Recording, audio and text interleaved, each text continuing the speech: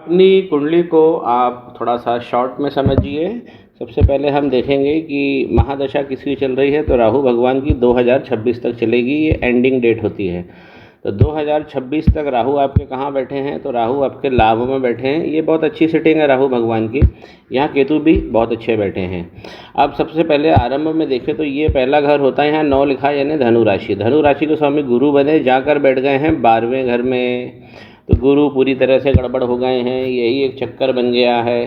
तो शादी में, कर्म में, इस सब में विच्छेद होगा, विलंब होगा।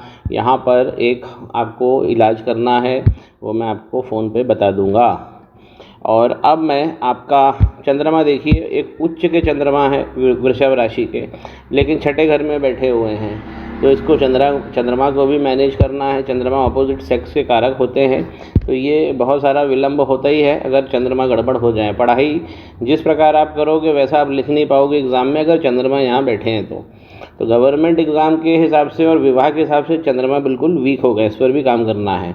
अब देखिए कि जो छठा भाव होता है, ये 3 लिखा हुआ है यहाँ पे, इसके स्वामी बने बुध, मिथुन राशि। जाकर कहाँ बैठे हैं, 9वें भाव में बैठे हैं। और यहाँ पर लक्ष्मी नारायण योग भी बना लिया है। तो आपके बुध बहुत अच्छे हैं, ये लव मैरिज भी करा देंगे।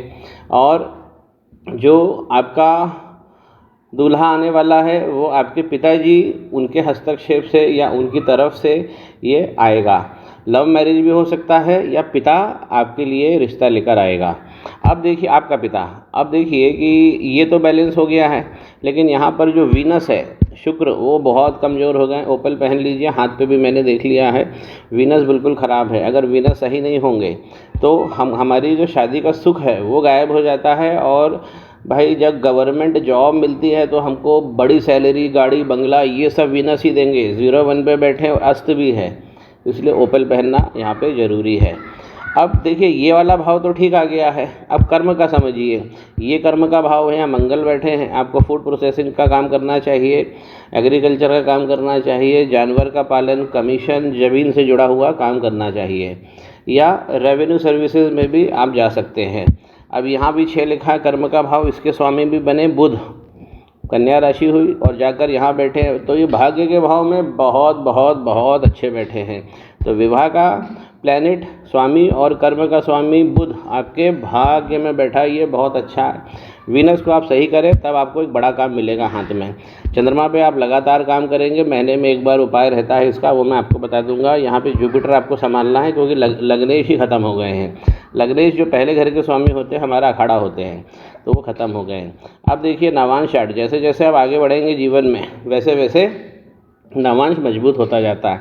नवांश का ये वाला भाव जो होता है, ये विवाह सुख, जैसे यहाँ पर विवाह देखा, यहाँ विवाह सुख को हम देखते हैं। शनि मंगल अगल बगल बैठे हैं तो पाप कर्तरी में चला गया, तो यहाँ विवाह का सुख जो है 50% से ज़्यादा ख़त्म हो गया। यहाँ पर आपको मंगल भगवान का एक पूजन उज्जैन में करना पड़ेगा, तब जाके ये सुख बढ़ेगा।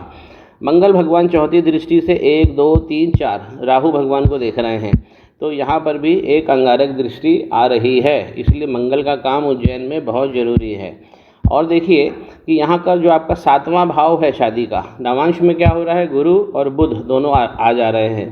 तो ये दोनों प्लैनेट जो है ये 7वें भाव में जब भी बैठते हैं तो ये संन्यास का भाव पार्टनर में क्रिएट कर देते हैं। गुरु ऊपर पहले ही खराब हैं, तो सबसे ज़्यादा आपको आपके बृहस्पति गड़बड़ है, उसको सुधारना है। तो कुंडली बैलेंस होगी, कुंडली चलने लायक बनेगी, क्योंकि लग्नेश ही जब 12वें घर में जाकर बैठ जाएगा तो 60 से 65% कुंडली ख़त्म हो जाती है। फिर उस पर वर्क करना पड़ता है, लगातार करना पड़ता है, लंबा करना पड़ता है। मैं कल या परसों में आपसे बात करूँगा तो आपको उपाय कर दूँगा।